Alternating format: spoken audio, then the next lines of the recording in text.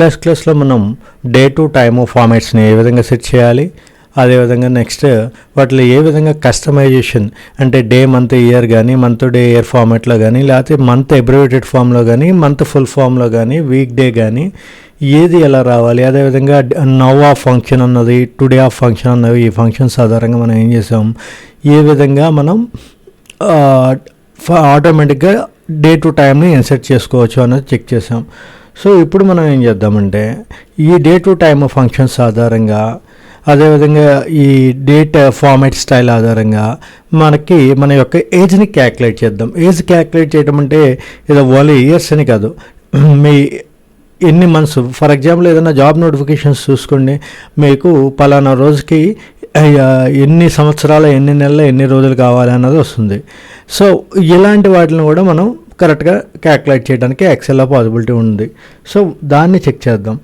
కేవలం day to day month year కాకుండా even కావాలంటే మినిట్స్ సెకండ్స్ కూడా క్యాల్కులేట్ చేసుకోవచ్చు. మీ సంవత్సరం మీకు వయసు ఎంత అన్నది ఇప్పుడు దాకా మీరు ఎలా చెప్పారు, సంవత్సరాల్లో చెప్పారు, కానీ ఇప్పుడు మీరు నెలల్లో చెప్పచ్చు, రోజుల్లో చెప్పచ్చు, మినిట్స్ ఇంకా ఎక్కువ మాట్లాడితే సెకండ్స్లో కూడా మీరు చెప్పచ్చు.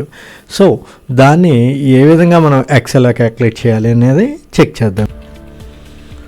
చూడండి, ఏజ్ క్యాల్కులేటర్ అని చెప్పి తీసుకోండి. ఇది నేను హెడింగ్ స్టైల్స్ అయ్యి ఇంకా నేను కరెక్ట్గా అప్లై చేయలేదు, మీరు కరెక్ట్గా దీన్ని పేజ్ సెటప్ కరెక్ట్గా చేసుకోండి. ప్రీవియస్ క్లాసెస్లో ఎలా పేజ్ సెటప్ చేయాలని చెప్పాం కదా. ఇప్పుడు మన ఫోకస్ అంతా కూడా దేని మీద ఉంటుందంటే కేవలం ఈ ఏజ్ని ఎలా క్యాల్కులేట్ చేయాలి ఆ ఫంక్షన్స్తో వాటితో అన్నది చూద్దాం.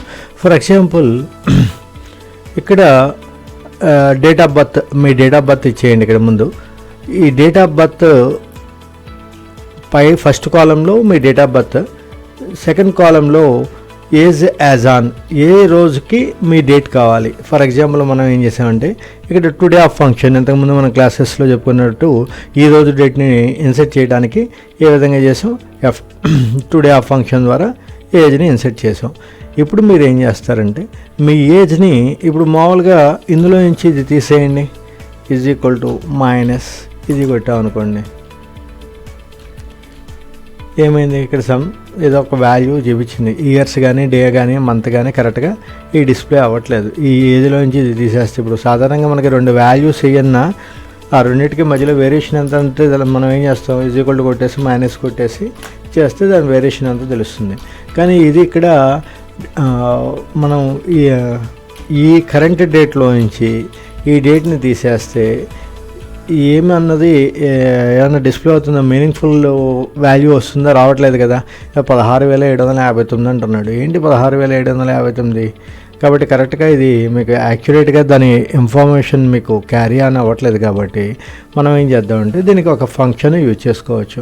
చూడండి, ఇయర్స్ని డిస్ప్లే చేయడానికి, ఇప్పటికి ఎన్ని సంవత్సరాలు మీకు అన్న డిస్ప్లే చేయడానికి ఈజ్ ఈక్వల్ టు కొట్టి ఇక్కడ డేటెడ్ ఇఫ్ అని కొట్టండి. డేటెడ్ ఇఫ్ ఫంక్షన్ ఇప్పుడు C2, C3. C2 అంటే ఏది, మనకు కావాల్సిన మీ actual date of birth C2, age as on, ఏ డేట్కి మీ డేట్ ఆఫ్ బర్త్ కావాలి క్యాల్కులేట్ చేయాలి మీరు అన్నది C3లో పెట్టండి. ఇప్పుడు ఇందులో నుంచి మనకి ఏం కావాలి, ఇయర్ని డిస్ప్లే చేయాలి కాబట్టి Y అని చెప్పి ఇవ్వండి. జస్ట్ స్ట్రింగ్స్లో Y అని చెప్పి ఇవ్వండి. ఆటోమేటిక్గా ఇక్కడ ఎన్ని ఇయర్స్ అన్నది ఇక్కడ డిస్ప్లే అవుతుంది. ఇక్కడ ఎన్ని ఇయర్స్ అని వచ్చింది, 45 సంవత్సరాలు. అదేవిధంగా మంత్స్. సో ఇప్పుడు మీకు ఈజీగా ఐడెంటిఫై గెస్ చేసేయచ్చు. ఇందాక ఏం చేసాం, డేటెడ్ ఇఫ్ అన్నాం, ఇచ్చి సేమ్ ఫంక్షన్ C2, C3 అన్నాం.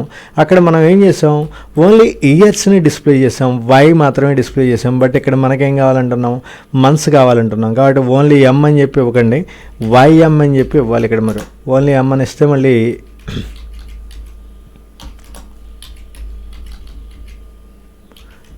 మొత్తం ఎన్ని మంత్స్ అనేది వచ్చేస్తుంది. కాబట్టి ఇక్కడ ఎన్నో నెల, ఈ సంవత్సరంలో ఎన్నో, ఆ సంవత్సరంలో ఆ ఇయర్లో మీరు ఎన్నో నెలలో ఉన్నారో అనేది రావాలి.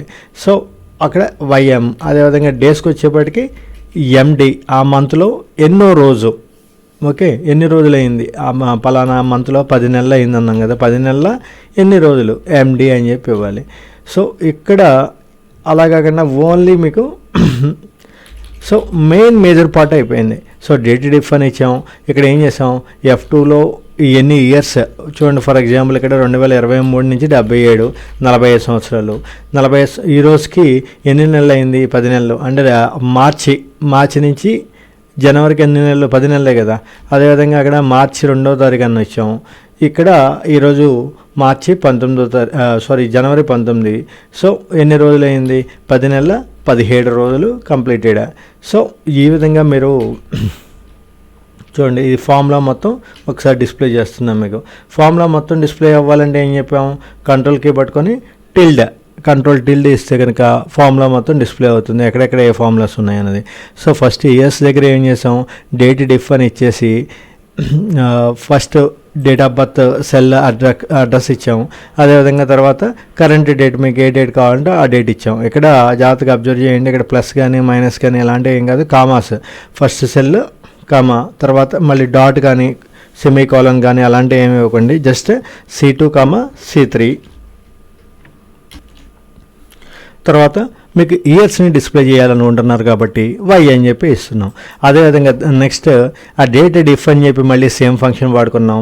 సెల్ యొక్క రెఫరెన్స్లు అయ్యాయి కాబట్టి సేమ్ సెల్ రెఫరెన్స్లు వాడాం.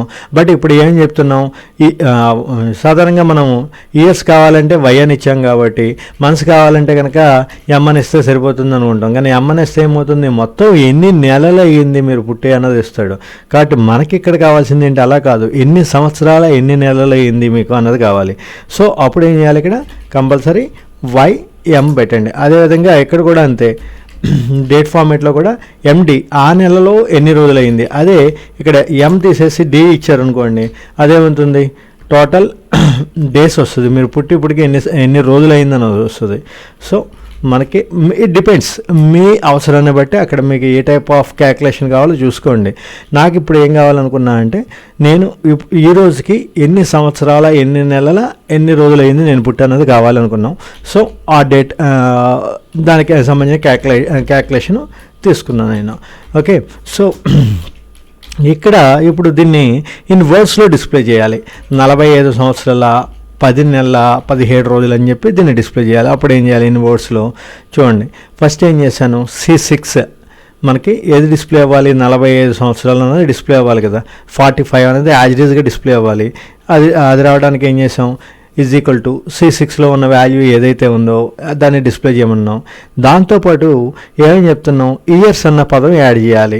2 వాల్యూస్ని కాంకనేట్ చేయాలంటే, ఒక వేరియబుల్ని కాన్స్టెంట్ని కానీ లేకపోతే కాన్స్టెంట్ని వేరియబుల్ని కానీ, దేన్నైనా కాన్స్టెంట్ అంటే ఏది, యాజ్ ఈజ్గా మనం ఏదైతే ఇవ్వాలనుకున్నామో అది యాజ్ ఈజ్గా ప్రింట్ అవ్వాలి. ఫర్ ఎగ్జాంపుల్ ఇక్కడ C6 వేరియబుల్, C6లో ఏది ఉంటే, C6 అన్న అడ్రస్లో ఏది ఉంటే అది ప్రింట్ చేస్తుంది. బట్ ఇయర్స్ అందులో ఏదున్నా దాంతో సంబంధం లేకుండా బ్లైండ్గా ఇయర్స్ అని చెప్పి ప్రింట్ చేయాలి అంటే దాన్ని స్ట్రింగ్స్లో పెట్టాలి. సో ఈ రెండింటిని కలిపి దాన్ని డిస్ప్లే అవ్వడానికి దాన్ని ఏం చేయాలంటే అండ్ సింబల్ వాడాలి. దీన్ని కాంకాటనేషన్ అంటాం. సో C6 అండ్ ఇయర్స్, అదేవిధంగా తర్వాత ఏం డిస్ప్లే అవ్వాలి, అండ్ C7 అండ్ మంత్స్, అదేవిధంగా తర్వాత C8 డేస్ అని చెప్పి డిస్ప్లే అవ్వాలన్నాం. సో చూడండి, ఆటోమేటిక్గా 45 ఇయర్స్ 10 మంత్స్ 17 డేస్ అనేది వచ్చేసింది. ఓకే, సో ఈ విధంగా మీరు మీ యొక్క ఏజ్ని క్యాల్కులేట్ చేసుకోవచ్చు.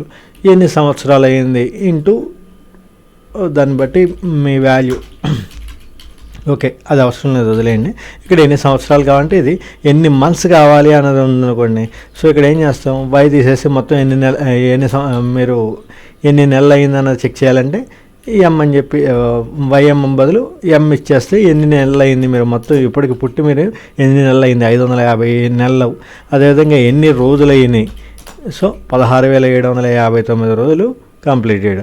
సో ఈ విధంగా మనం మన డేట్ ఆఫ్ బర్త్ని డిస్ప్లే చేసుకోవచ్చు. దీన్ని ఒకసారి డిజైన్ చేసి నీట్గా ఏజ్ క్యాల్కులేటర్ సెంటర్కి పెట్టండి. అదేవిధంగా నెక్స్ట్ ఇదంతా ఒక నిమిషంలో అయితే ఒకసారి దీన్ని కంప్లీట్ చేద్దాం.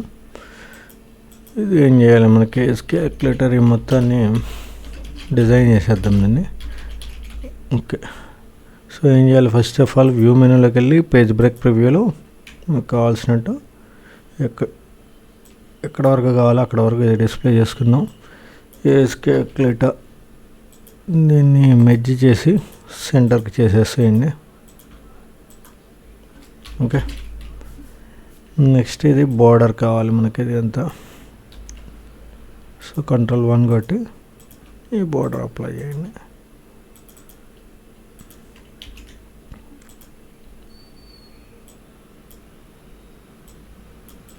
ఓకే, ఓరియంటేషన్ మార్చండి, కొద్దిగా చిన్నగా ఉంది కాబట్టి మనం ఇక్కడ ల్యాండ్స్కేప్లో పెట్టుకోండి, చేస్తే సరిపోతుంది. పే సెటప్లో %300 ఇచ్చాను మ్యాక్సిమం. ఇప్పుడు వ్యూలోకి వెళ్ళి పేజ్ బ్రేక్ వ్యూలోకి వెళ్ళి ఈ బ్లూ బోర్డర్ లాగండి. ఓకే ఓకే సో ఇది ఏజ్ క్యాల్కులేటర్ ఇది. So date of birth, me age current age ఇచ్చినట్లయితే కనుక ఇక్కడ దాన్ని ఎన్ని సంవత్సరాలు, ఎన్ని నెలలు, ఎన్ని రోజులు అన్నది డిస్ప్లే చేస్తుంది. దాన్ని ఇన్ని వర్డ్స్లోకి ఎలా మార్చాలి. సో ఇది ఇప్పుడు మీకు అసైన్మెంట్. దీన్ని యాజ్ ఇట్ ఈజ్గా ఇక్కడ నేను ఏ విధంగా అయితే క్యాల్కులేట్ చేసి ఆ ఫంక్షన్ ద్వారా దాన్ని డిజైన్ చేసి ఇచ్చాను, సేమ్ ఫార్మాట్ మీరు చేసి అసైన్మెంట్లో అప్లోడ్ చేయండి. Okay, have a nice day.